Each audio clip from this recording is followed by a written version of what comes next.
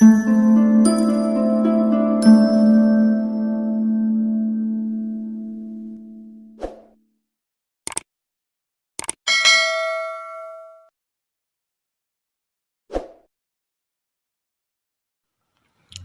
का पूरा सिलेबस जो सभी भर्ती परीक्षाओं के लिए उपयोगी है। फर्स्ट नंबर है वर्णमाला परीक्षण, अल्फ़ाबेट टेस्ट। इस टॉपिक में आपको अंग्रेजी वर्णमाला के आधार पर क्वेश्चन पूछे जाते हैं जो इस प्रकार होती है। सेकंड टॉपिक है कुट भाषा परीक्षण, या इसे इंग्लिश में कह सकते हैं कोडिंग डेकोडिंग। ये पूरा टॉपिक है जो अल्फ़ाबेट के ऊपर ही टिका होता है। इसमें बहुत सारे टॉपिक होते हैं जिसका डिस्कस हम फुल वीडियो में करेंगे। तीसरे नंबर पर आता है सादृश्यता परीक्षण, जिसको अंग्रेजी भाषा में बोलते हैं एनालॉजी।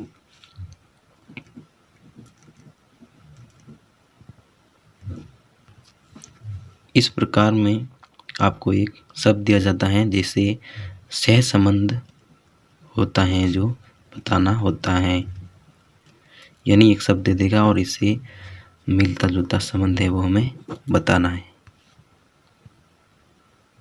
चौथा टॉपिक है वर्गीकरण, इसको इंग्लिश में कहा जाता है क्लासिफिकेशन। क्लासिफिकेशन को हम 4 प्रकार से पढ़ेंगे, मतलब इसके 4 टाइप होते हैं। पांचवा टॉपिक है हमारा क्रम निर्धारण। क्रम निर्धारण, इसको इंग्लिश में बोलते हैं रैंकिंग। इस टॉपिक से भी कम से कम 4 या 5 प्रकार से क्वेश्चन बनते हैं। छठा टॉपिक है व्यवस्थित क्रम परीक्षण,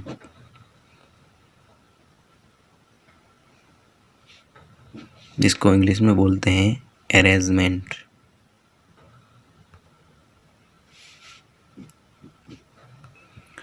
इस टॉपिक में हम 4 टाइप से क्वेश्चन करना सीखेंगे। सातवां टॉपिक है हमारा रिश्ता नाता,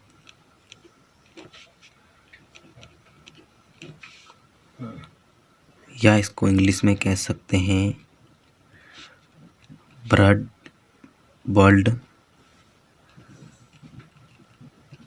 रिलेशन।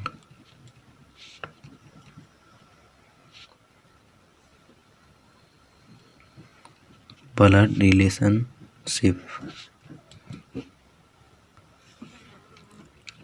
या इसे रक्त संबंध भी कह सकते हैं। आठवां टॉपिक है हमारा दिशा परीक्षण। ये बहुत इम्पोर्टेंट टॉपिक है,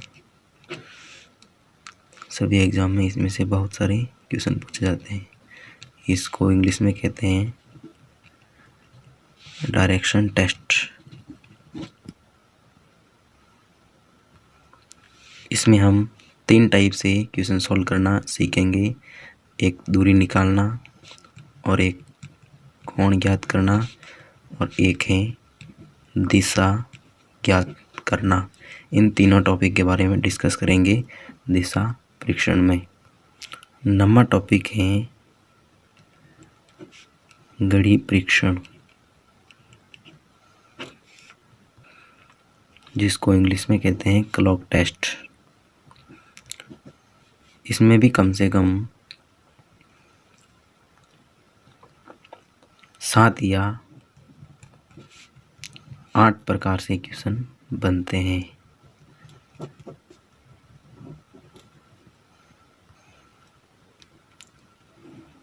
दसवां पार्ट है कैलेंडर।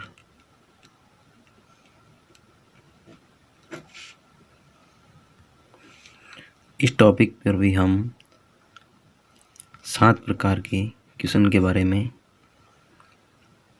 डिस्कस करेंगे।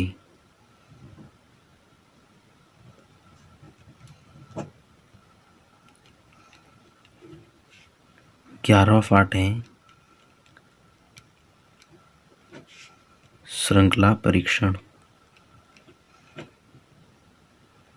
इसे इंग्लिश में कहते हैं सीरीज टेस्ट। इसे हम 3 प्रकार से देखने वाले हैं। जो फर्स्ट नंबर की है जो अंक श्रृंखला, और दूसरी है जो अक्षर श्रृंखला, और तीसरी है जो दोनों को मिलाकर ये होगी मिश्रित श्रृंखला।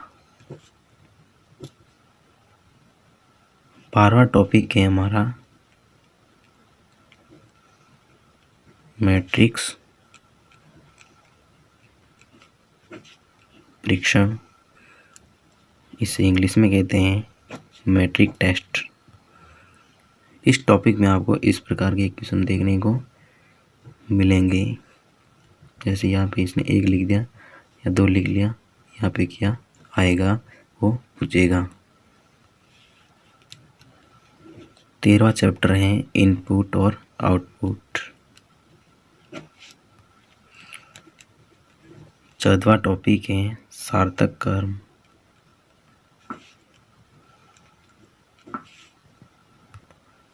जिसे इंग्लिश में कहती है लॉजिकल सीक्वेंस। इस टॉपिक में आपको शब्द दे रखे होते हैं जिनको एक संबंध यानी उसके मध्य संबंध देखते हुए उनको एक व्यवस्थित क्रम में सेट करना होता है। 15वां टॉपिक है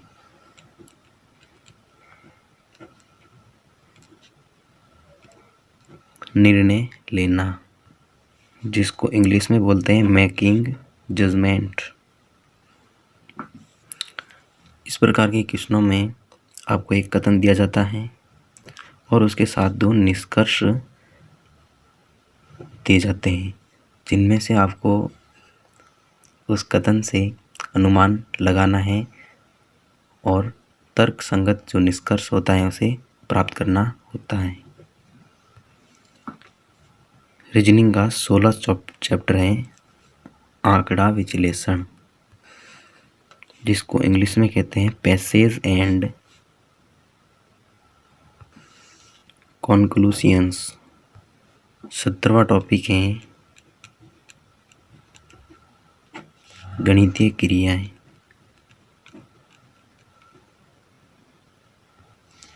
जिसको इंग्लिश में कहा जाता है मैथमेटिक्स ऑपरेशन। इस प्रकार की रीजनिंग आपको पॉडमास के नियम पर करनी होती है। 18वां है वेन डायग्राम।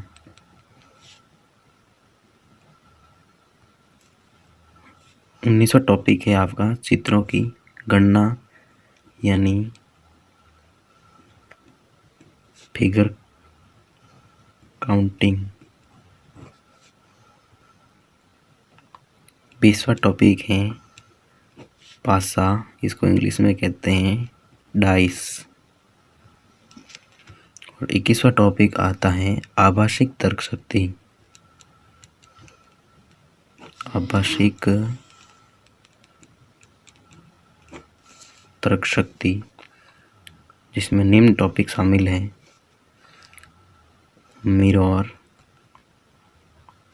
मिरर इमेज,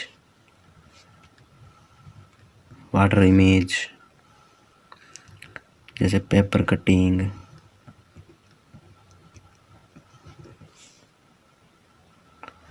और एम्बेडेड फिगर,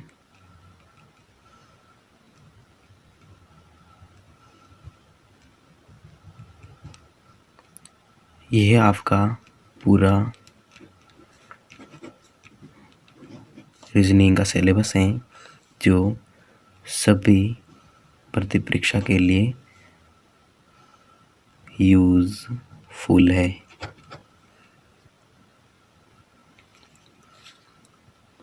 ये पूरा सिलेबस दोस्तों हमारे यूट्यूब चैनल पर आपको पढ़ाया जाएगा। अगर आपको सभी वीडियो का नोटिफिकेशन लेना है तो आप चैनल को सब्सक्राइब ज़रूर करें और इस वीडियो को लाइक और शेयर ज़रूर करें।